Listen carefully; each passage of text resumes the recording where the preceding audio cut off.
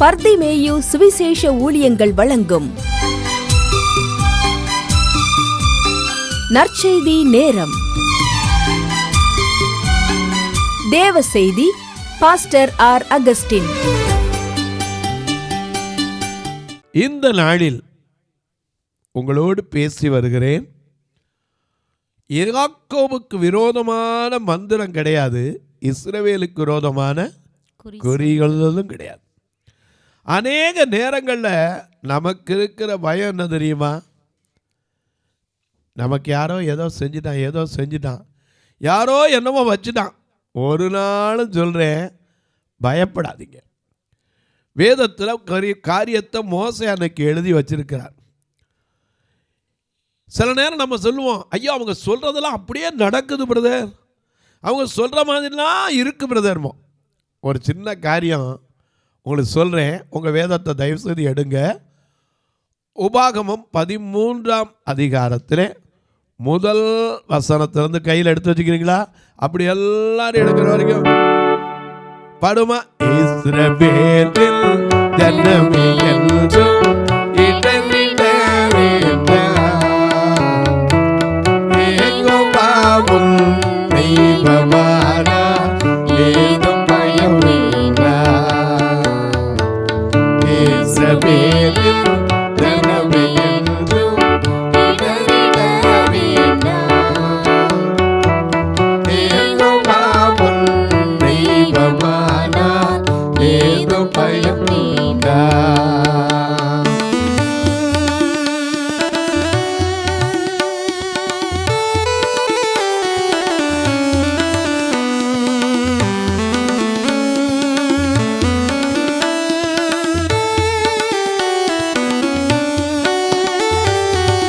ஓங்கும் பொய்யமும் பலத்த கரமும் உன் பக்கமே உண்டு. ஓங்கும் பொய்யமும் பலத்த கரமும் உன் பக்கமே உண்டு.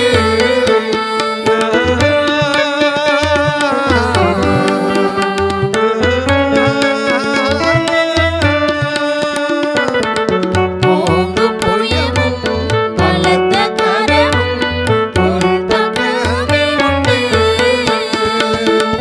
தாங்கு பெருமை தயவு இரக்கம் தாராளமாய் உண்டு. தாங்கு பெருமை தயவு இரக்கம் தாராளமாய் உண்டு. இஸ்ரவேலின் ஜனமே என்றும் இடறிட வேண்டாம், யெகோவாவும் தெய்வமானார், ஏதும் பயம்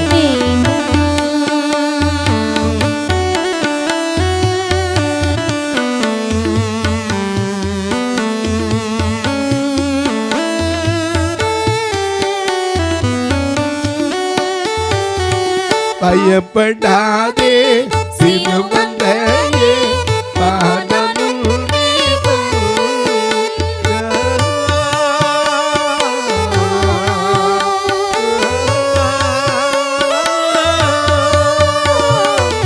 பயப்படாதே சிறுமந்தையே, பாதமும் தயங்காதே மனம் கலங்காதே, தேவன் தினக்காபே. தயங்காதே மனம் கலங்காதே, தேவன் தினக்காபே. இஸ்ரவேலின் ஜனமே என்றும் இடறிட வேண்டாம், யெகோவாவும் தெய்வமானார், ஏதும் பயம் வேண்டாம். இஸ்ரவேலின் ஜனமே என்றும் இடறிட வேண்டாம். யெகோவாவும் தெய்வமானார், ஏதும் பயம் வேண்டாம்.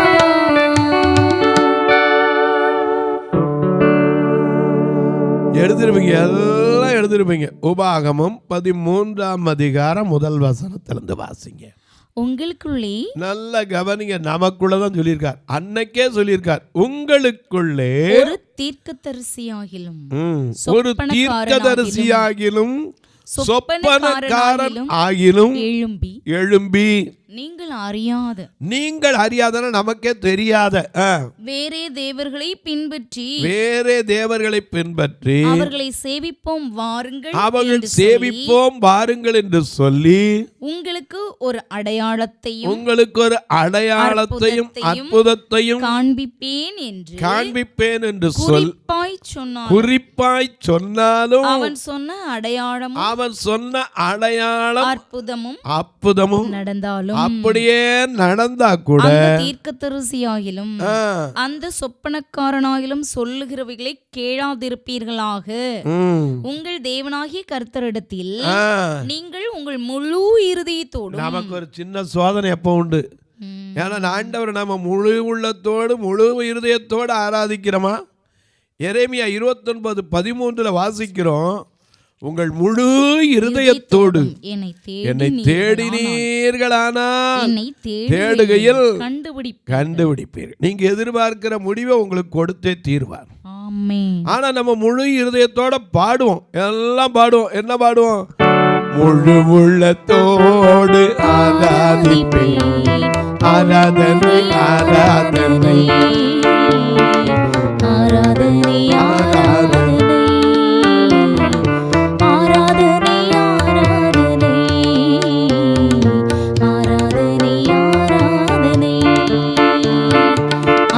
கூறுவே இன்னும் அதிகமாய் அன்பு கூறுவே இன்னும் அதிகமாய் ஆராதிப்பேன் இன்னும் ஆர்வமாய்.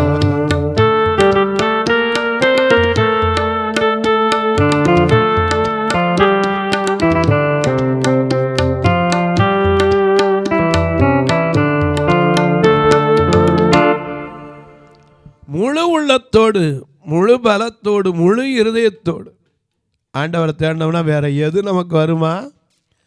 ஏன்னா அவரே என் வாழ்வின் பலனானால் நான் யாருக்கு அஞ்சவே மாட்டேன். அப்ப அவர் என் முழு பலனா இருந்தா வேற ஏதாவது பயம் வருமா? இங்க அதான் சொல்றாரு, உங்களுக்குள்ள ஒரு தீர்க்கதரிசியா இருக்கட்டும், ஒரு சொப்பனக்காரனாக இருக்கட்டும். ஏன்னா ஒரு அம்மா என்கிட்ட கேட்டாங்க, பிரதர் நான் இப்படி தான் ஒரு டிவி ப்ரோக்ராம் பார்த்துக்கிட்டே இருந்தேன் பிரதர், அதில் ஒரு தீர்க்கதரிசி வந்தார், அவரை நான் குறை சொல்லலை, அவர் அற்புத கோல் ஒன்று சொல்கிறார், இந்த அற்புத கோலை வாங்கினா சொன்னீங்கன்னா எல்லாத்துக்கும் போயிடும், உங்கள் வீட்டில் பணமாக கொட்டுன்னார். எங்கள் வீட்டில் பிரச்சனை போட்டுன்னு சொல்லி நான் அந்த நேரம் அவசரப்பட்டோ எனக்கு தெரியவே இல்லை, நல்லா நினச்சினேன், மிஸ்மரிச மாதிரி அப்படியே நான் உடனே ஓகே பண்ணி ஃபோன் பண்ணிட்டேன். இப்போ அந்த கோல் வந்துச்சு, நான் என்ன செய்ய? வாங்க முன்னாடி கேட்க மாட்டாங்க, வாங்கின பின்னாடி தான் கேட்பாங்க. இப்போ நான் என்ன செய்ய? எனக்கு அன்பார்களை கோல் என்பது என்ன? வெறும் கோலை அற்புதத்தின் கோலாய் மாற்றுதான் ஆண்டவருடைய சக்தி. மோசே கையில் இருந்த வெறும் கோல் எதை வச்சு வச்சுக்கிட்டு இருந்தா? ஆடத்தான் மேய்ச்சிக்கிட்டு இருந்தார். யாத்திராகமம் 4ஆம் அதிகாரத்திலே உங்களுடைய வேதத்தை திருப்பிக் கொள்ளுங்கள். அங்கே மோசே போய் என்ன செய்கிறாரு? எகிப்தில் போகிறதுக்கு முன்னாடி ஆண்டவர் அவனுக்கு காண்பிக்கிறார் ஒரு அற்புதத்தை, அடையாளத்தை. மனுஷன் காண்பிக்கல, கர்த்தர் காண்பிக்கிறார். பாருங்க, யாத்திராகமம் 4ஆம் அதிகாரம் 1 வசனத்தை பாருங்க.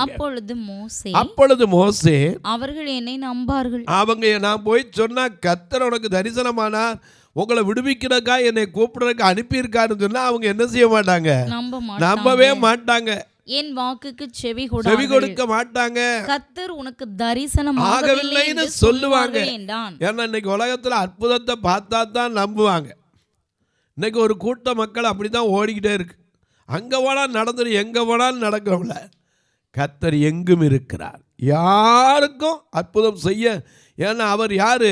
நாம பாடுறோம்ல, அதிசயங்கள் செய்கிறவர் அருகில் இருக்கிறார், அற்புதங்கள் செய்கிறவர் நமக்குள் வசிக்கிறார், அதிசயங்கள் செய்கிறவர் அருகில் இருக்கிறார், அற்புதங்கள் செய்கிறவர் நமக்குள் வசிக்கிறார்.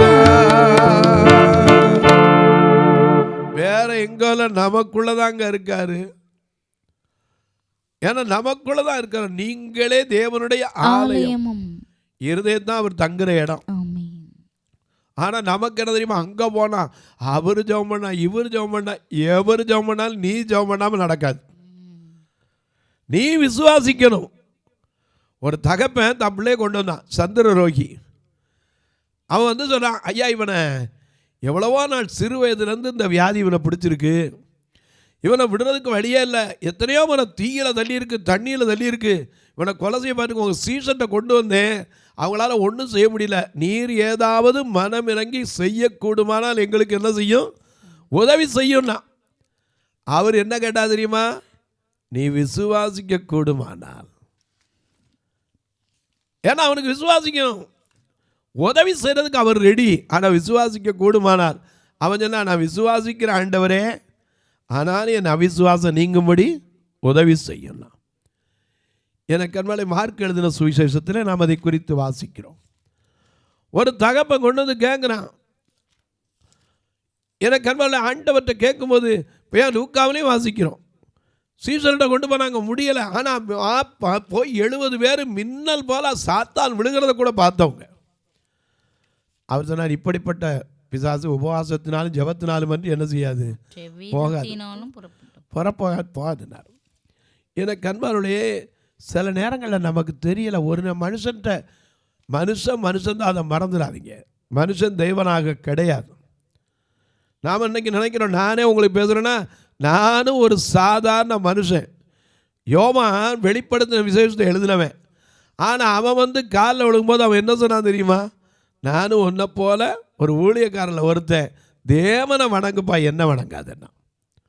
இன்னைக்கு அநேக நேரங்களில் நாம் மனுஷனை தேடி ஓடிடும். அதுதான் ஆண்டவர் சொல்கிறாரு, உங்களுக்குள்ள ஒரு தீர்க்கதரிசியாக இருக்கட்டும், ஒரு சொப்பனக்காரனாக இருக்கட்டும், நம்ம அறியாத ஒரு தெய்வத்தை குறித்து சொன்னால் ஒரு அற்புதங்கள் நடக்கட்டும், அடையாளங்கள் நடக்கட்டும், அவன் சொன்னபடியே ஆகட்டும், ஆனால் நம்பிடாத. எனக்கு அன்பாளை மோசே நம்பாததுனால ஆண்டவர் அவனுக்கு அற்புதத்தை செஞ்சு காட்டினார். மோசே சொன்னால், என்னை போனால் யாரும் நம்ப மாட்டாங்க, என் வாக்குக்கு செவி கொடுக்க மாட்டாங்க, தரிசனம் ஆகலைன்னு தான் சொல்லுவாங்க அப்படின்னா. அவர் சொன்னார், இப்போ உன் கண்ணுக்கு நேரம் காமிக்கிறேன் பாரு. என்ன காமிச்சாரு, உன் கையில் இருக்கிறது என்னன்னார். அவன் சொன்னான், கோல்னா. அதை கீழே ஓடினார். உடனே என்னாச்சு, சர்ப்பமாச்சு. அதற்கு அவன் பயந்து விலகி ஓடினான். உடனே சொன்னார், அதன் கையை நீட்டி, உன் கையை நீட்டி அது என்ன செய்ய, வாழை பிடினார். திரும்ப என்னாச்சு, கோல் ஆயிடுச்சு. அடுத்தாப்புல ஒரு அடையாளம் காட்டினார். என்ன அடையாளம், உன் கையை மடியில் போடு.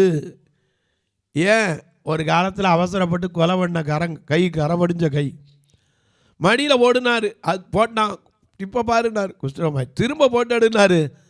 அற்புதம் உனக்குள்ளே இருக்குப்பா, நீ விசுவாசிச்சா காணலாம். தரையில் தண்ணியை மோந்து ஊற்றுனார், ரத்தமாக மாறிச்சு.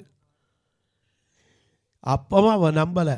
அவர் சொன்னார், போப்பா நீ போ, உன்னோட நான் இருப்பேன்னார். இப்படி போன மோசே 7ஆம் அதிகாரத்தில், உங்களுடைய வேதத்தை திருப்புங்க, யாத்திராகமம் 7ஆம் அதிகாரத்தில் பார்வோனிடத்தில் வராங்க. வந்து அங்கே என்ன பேசுகிறாங்க வாசிங்க பார்ப்போம். கர்த்தர் மோசேயை நோக்கி பார், உன்னை நான் பார்வோனுக்கு தேவனாக்கினேன், உன் சகோதரனாகிய ஆரோன் உன் தீர்க்கதரிசியாய் இருப்பான். இந்த மோசேக்கு அப்ப எத்தனை வயசு, 80 வயசு. ஆரோனுக்கு 83. ஆமா, 83 வயசு. அப்ப நான் உன்னை பார்வோனுக்கு என்ன செய்ய போறேன், தேவனாக்க போறேன். சகோதரனாகி ஆரோன் என்ன செய்வான், வாயா இருப்பான்னார். அது மட்டும் இல்ல, வாசிங்க. நான் உனக்கு கட்டளையிடும் யாவையும் நீ சொல்ல வேண்டும். நான் சொல்லத்தான். அதனால தான் நாமளும் சொல்றோம். சாமுவேல் அன்னைக்கு சொன்னா, ஆண்டவரே சொல்லும் அடியேன் கேட்கும். அவர் சொல்ல ஆகும், கட்டளையிட நிற்கும். நாம சொல்ல ஒண்ணும் நடக்காது. இன்னைக்கு அடையாளம் சொல்லலாம், ஆண்டவர் அப்படி பேசிட்டு அவர் சொன்னால் வழியே நடக்காது. நீங்க விசுவாசிச்சா அவர் சொல்லியிருந்தா நிச்சயமா அது நடந்தே தீரும். என்னை நோக்கி கூப்பிடு, நான் உன்னை விடுவிப்பேன். யாருக்கு சொன்னாரு, யாரெல்லாம் நம்புறாங்களோ அவங்களுக்கெல்லாம் சொன்னார். அவரை ஏற்றுக்கொண்டிருக்க எத்தனை பேரோ அத்தனை பேருக்கு தான் சொன்னார். உனக்கு எதிராக உருவாக்கப்படும் எந்த ஆயுதம் வாய்க்காது போகும். யாருக்கு சொன்னாரு, எல்லாருக்கும் நம்புற ஒவ்வொருத்தருக்கும், உனக்கு எனக்கு உன் பிள்ளைக்கு என் பிள்ளைக்கு அடுத்த அந்த பிள்ளைக்கும் பிறந்த பிள்ளைக்கு போன எல்லாத்துக்கும் தான் சொன்னார். ஏன்னா அவர் 1000 தலைமுறைக்கு இரக்கத்தை காக்கிறவர் என்று யாத்ராம 34:7 சொல்லுகிறது. ஒரு தலைமுறையில் 2 தலைமுறை, எத்தனை தலைமுறை? 1000 தலைமுறை இரக்கத்தை காக்கிறார். நான் கட்டையிடுற யாவைன்னு சொல்ல வேண்டும் அப்படின்னு மோசேக்கு சொன்னார். வாசிங்க. அப்ப மோசேயிட சொன்னார், என்ன சொன்னாரு? பார்வோன் இஸ்ரவேல் புத்திரரை தன் தேசத்திலிருந்து அனுப்பிவிடும்படி உன் சகோதரனாகிய ஆரோன் அவனிடத்தில் பேச வேண்டும். நான் பார்வோனின் இருதயத்தை கடினப்படுத்தி. ஆண்டவர் பார்த்தீங்களா, 2 பக்கமும். அங்க என்ன சொல்றாரு? போய் பேசிட்டார். இங்க என்ன சொல்றாரு? கடினப்படுத்தி. ஏன்னா அந்த இடத்துல உடனே விட மாட்டான். ஏன்னா விட்டுட்டான்னா நம்ம என்ன சொல்லிடுவோம்? மோசே போய் கேட்டவுடனே பயந்துட்டான். பார்வோம் உடனே அவன் பயந்து. பார்த்தியா, அவர் போய் கேட்டால் பயப்படாமல் இருக்க முடியுமா? ஐயா, ஒரு நாளும் சரி, நாசியில சுவாசம் உள்ள மனுஷனை நம்புவதை விட்டு விடுங்கள், அவன் எண்ணப்படுவதற்கு எம்மாத்திரம். இங்க பார்க்கிறோம், பார்வோனின் இருதயத்தை கடினப்படுத்துவேன் எகிப்து தேசத்தில் என் அடையாளங்களையும், யார் மனுஷன் சொல்லல, என் அடையாளங்களையும் அற்புதங்களையும் மிகுதியாய் நடப்பிப்பேன். பார்வோன் உங்களுக்கு செவி கொடுக்க மாட்டான். ஆனா உங்களுக்கு பார்வோன் செவி கொடுக்கவே மாட்டான். ஆகையால் எகிப்துக்கு விரோதமாக நான் என் கையை நீட்டி மகா தண்டனையினால் என் சேனைகளும் என் ஜனங்களுமாகிய இஸ்ரவேல் புத்திரரை எகிப்து தேசத்திலிருந்து புறப்பட பண்ணுவேன். இது வாக்குத்தத்தம். இவ்வளவு நடக்கும். பார்வோனுடைய இருதயம் கடினப்படும். ஆனால் நான் உனக்கு என்ன செய்வேன்? உனக்கு சொல்லுவேன், அற்புதங்களை கட்டளையிடுற எல்லாத்தையும் சொல்லணும். ஆனால் அவன் உங்களை போகவும் விடமாட்டான்.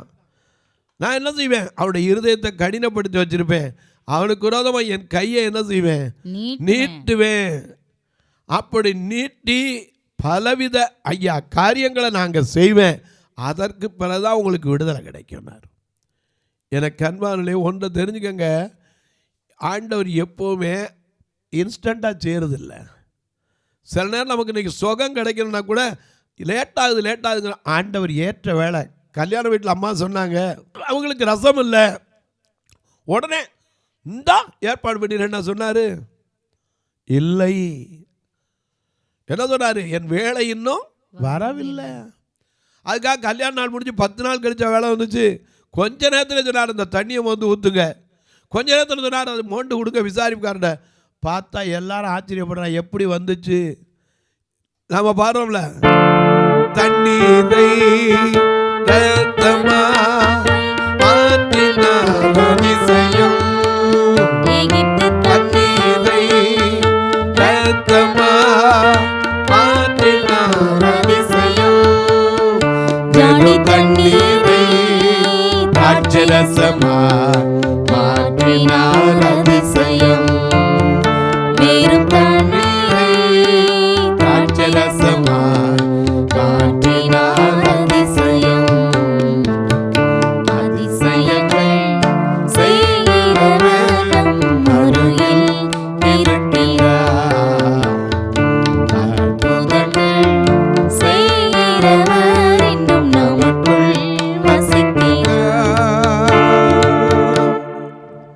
நான் ஒரு ட்ரிப்பு முழங்கால் வலிக்குதுன்னு ஒருத்தர் சொல்லிக்கிட்டு இருந்தேன்.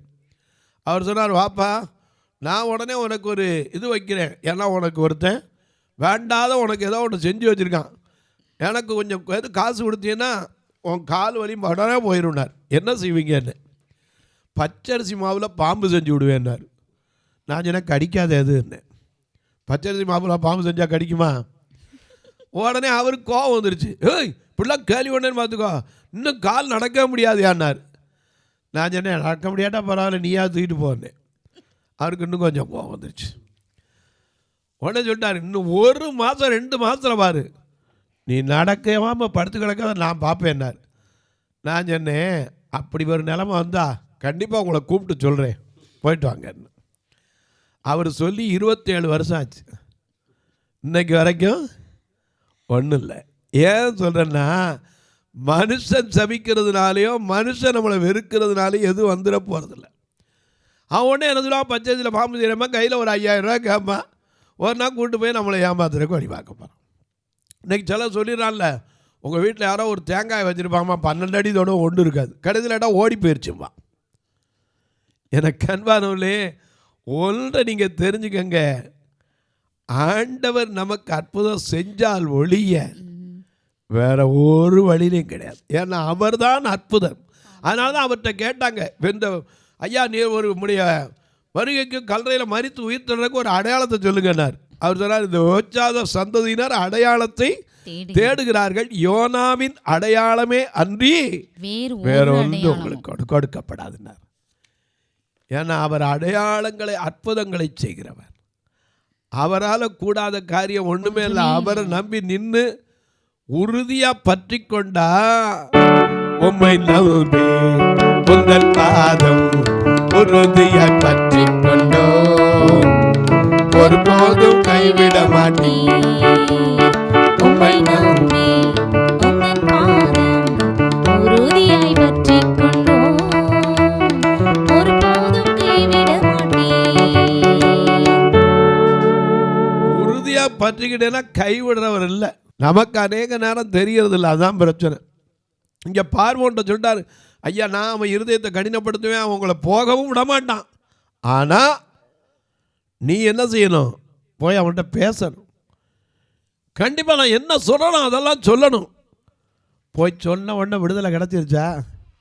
உடனே மோசேக்கு எதிர்த்து எத்தனை சூழ்நிலை வந்தது, அடுத்த செய்தியில் உங்களோட பேசுகிறேன். இவன் என்ன பண்ணா, ஆரோனும் மோசையும் அவங்க கோலை விட்டெறிஞ்சாங்க. அதே அதிகாரத்தில் வாசிக்க பார்ப்போம். ஒரு காரியத்தை மட்டும் சொல்லி முடிக்க போகிறேன். மோசை ஆரோன் என்ன பண்ணாங்க, தங்கள் கையில் இருக்கிற கோல், அந்த ஆண்டவர் கொடுத்த அந்த அற்புதத்தின் கோலை வேசி எரிஞ்சாங்க. வாசிங்க. 10. மோசேயும் ஆரோனும் பார்வோனிடத்தில் போய் கர்த்தர் தங்களுக்கு கட்டளையிட்டபடி செய்தார்கள். ஆரோன் பார்வோனுக்கு முன்பாகவும் அவன் ஊழியக்காரருக்கு முன்பாகவும் தன் கோலை போட்டான், சர்ப்பமாயிற்று. ஆண்டவர் காமிச்ச அடையாளம் அப்படியே நடந்துச்சு. அவர் சொன்னா அப்படி நிச்சயமா நடக்கும்.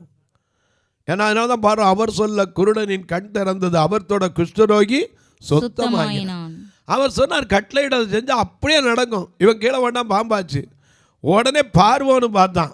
வாசிங்க. அப்பொழுது பார்வோன் சாஸ்திரிகளையும் சூனியக்காரரையும் அழைப்பித்தான். எகிப்தின் மந்திரவாதிகளும் தங்கள் மந்திரவித்தினாலும் பாம்பை வளர்த்தார்கள். இப்ப யாரு மெஜிசியன், யாரு ஊழியக்காரன்? ஆண்டவர் சொல்லியிருக்கார் மல்கியா 3:18, ஊழியம் செய்கிறவனுக்கும் ஊழியம் செய்யாதவனுக்கும் வித்தியாசத்தை காட்டுவார். மறந்துடாதீங்க, ஆண்டவர் வேறுபடுத்தி காட்டுறவர். நிச்சயமா ஆண்டவரை நம்புறவங்களுக்கும் ஆண்டவரை நம்பாதவங்களுக்கும் வித்தியாசப்படுத்தி காமிப்பார். நீ கர்த்தர் மேல் நம்பிக்கை வச்சேன்னா எப்படி இருப்ப?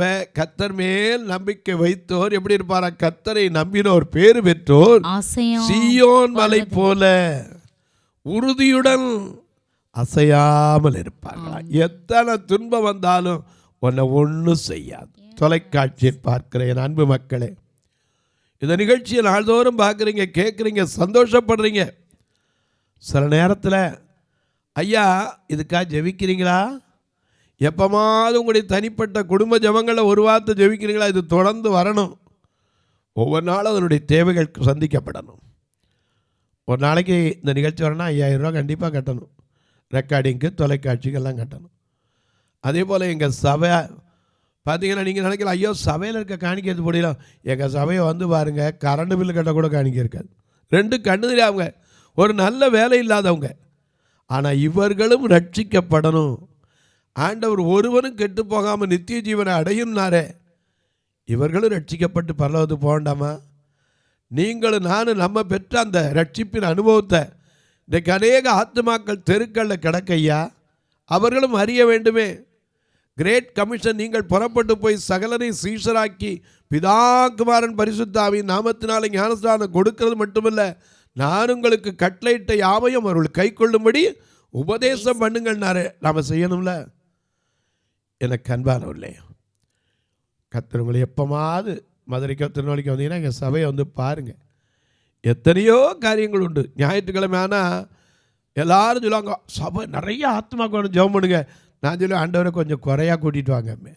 எதுக்கு தெரியுமா? இவங்களுக்கு எல்லோரும் சாப்பாடு கொடுக்கணும், எல்லாரையும் கூட்டுறதுக்கு ஒரு வாகனம் வாடகைக்கு எடுத்து தான் அனுப்பணும், வர்றவங்களை எல்லாரையும் சாப்பிட வச்சு தான் அனுப்புவேன். இதுவரைக்கும் ஆண்டவர் நடத்துகிறார். உங்கள் பிறந்த நாள், திருமண நாள் போன்ற நல்ல நாட்களிலே நல்ல ஒரு உணவு கொடுக்க இவர்களை அழைத்து வர, அது மட்டுமல்ல, ஏதோ கட்டுமான பணிக்கு இந்த பார்வையற்ற மக்களுக்கு எத்தனை பேர் நல்ல துணி கூட இல்லாதவங்க உண்டு. ஏன் ஊன்றுகோல், கண்ணை போல உதவுகிற ஊன்றுகோல் ஒரு 100 பேருக்கு கொடுக்கலாம், நல்ல சாப்பாடு கொடுக்கலாம். ஏன் பார்வையற்றவர் மரித்தா கூட சொந்தக்காரனுக்கு மனசு வர மாட்டேங்குது, அடக்கப்படுறதுக்கு ஒரு ஃபியூனரல் பண்டுக்கு வைக்கலாம். திருநெல்வேலி மாவட்டத்துக்குன்னு ஒரு கல்லறை தோட்டம் இன்னும் வாங்க முடியலை. மதுரையில் இருக்குது, ஆண்டவர் ஸ்தோத்திரம். திருநெல்வேலியில் வைக்கணும். இதற்கென்று பலரை எழுப்பி தடைச்சுவீங்க. உள்ளே தங்கியிருக்கிறவங்க இன்னொரு ரூம் கட்டுறதுக்கு முடியாமல் வச்சுருக்கோம். இடம் இருக்கான பணம்லாம் கட்டாமல் வச்சுருக்கோம். நீங்களும் இந்த பார்க்கலாம், தாராளமாக கத்தர் ஏவினா தாங்கலாம். எப்படி இந்த 2 நம்பர் வந்துக்கிட்டே இருக்கும், ஜிபே, ஃபோன்பே, அது வழியாக தாங்கலாம். ஏன்ட்ட கேட்டிங்கன்னா இன்னும் உங்களுக்கான பல காரியங்களில், ஐயா எங்களுக்கு வரி விலக்கு வைக்கிறதுக்கு, இல்லை எங்களுக்கு ரசீது வைக்க, இப்படி பல காரியம் உண்டு. அதை குறித்து என்கிட்ட கேட்டிங்கன்னா தாராளமாக உங்களுக்கு சொல்லுவேன். இப்போவும் உங்களுக்காக ஜெபிக்க போகிறேன். உங்கள் ஜெபக்காரி எது இருந்தாலும் காலை 10லேருந்து 5 மணிக்குள்ளே சொல்லலாம். இப்போ உங்களுக்காக ஜெபிக்கட்டுமா? நல்ல பிதாவே, நன்றியோடு துதிக்கிறோம் சுவாமி. இந்த மனமகிழ்ச்சியான நல்ல நாளிலே தேவன் சபிக்காதவன், வெறுக்காதவன்,